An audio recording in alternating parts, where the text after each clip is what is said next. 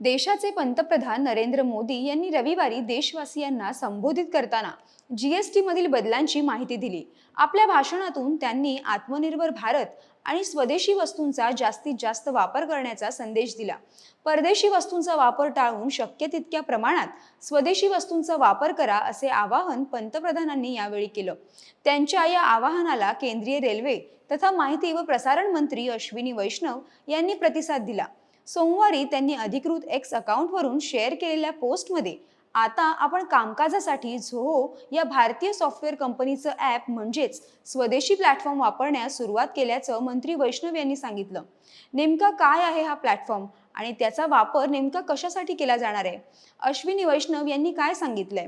झोहो नेमकं आहे काय, त्याचे संस्थापक कोण आणि त्याचा वापर नेमका कशासाठी केला जातो, या संदर्भात सविस्तर माहिती घेऊया या व्हिडिओच्या माध्यमातून।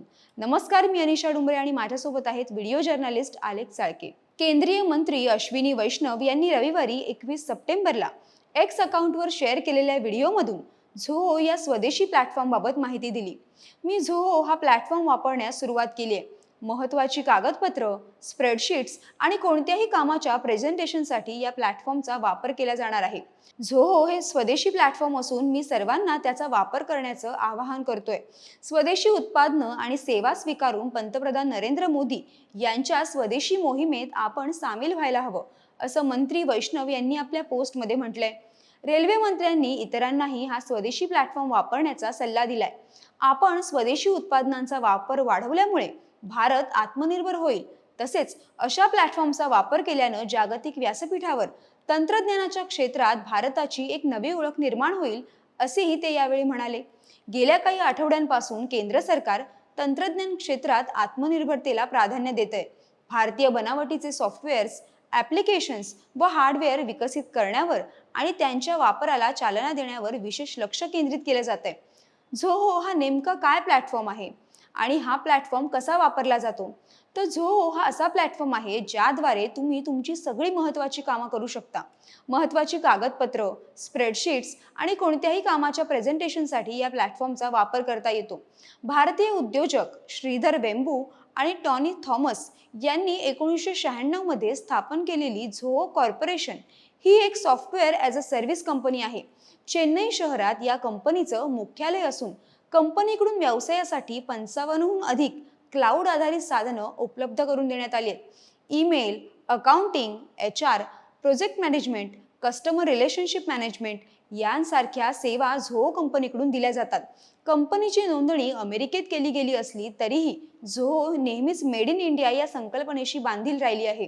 या कंपनीचे बहुतांश कामकाज हे तामिळनाडूतील तेनकाशी या ग्रामीण भागातून चालवले जाते। सध्याच्या घडीला या कंपनीचे वार्षिक उत्पन्न $1 अब्ज पेक्षा जास्त आहे। विशेष बाब म्हणजे जगभरातील 150हून अधिक देशांमध्ये झोहो कंपनीच्या प्लॅटफॉर्मचा वापर केला जातो। जवळपास 10 कोटींपेक्षा अधिक लोक झोहोचे युजर्स आहेत, ज्यामध्ये स्टार्टअप्स पासून ते फॉर्च्यून अशा 500 कंपन्यांपर्यंत सर्वांचा समावेश आहे। उत्पादकतेचा विचार केला तर झोहो कंपनीकडून झोहो वर्कप्लेस आणि झोहो ऑफिस सूट या पॅकेजच्या अंतर्गत अनेक टूल्स पुरवली जातात। त्यापैकी अनेक टूल्स स्वतंत्र ॲप्लिकेशन्स म्हणूनही उपलब्ध आहेत आणि ती मायक्रोसॉफ्ट ऑफिस 365 आणि गुगल वर्कस्पेस यांसारख्या कंपनींशी थेटपणे स्पर्धा करतात। झोहोच्या लोकप्रिय ॲप्समध्ये Zoho writer, Zoho sheet, Zoho show, Zoho notebook, Zoho work drive, Zoho mail, Zoho meeting, Zoho calendar यांचा समावेश होतो। या प्लॅटफॉर्मचे मुख्य वैशिष्ट्य म्हणजे ते इतर मोठ्या कंपन्यांप्रमाणे जाहिरातींवर अवलंबून नाहीत।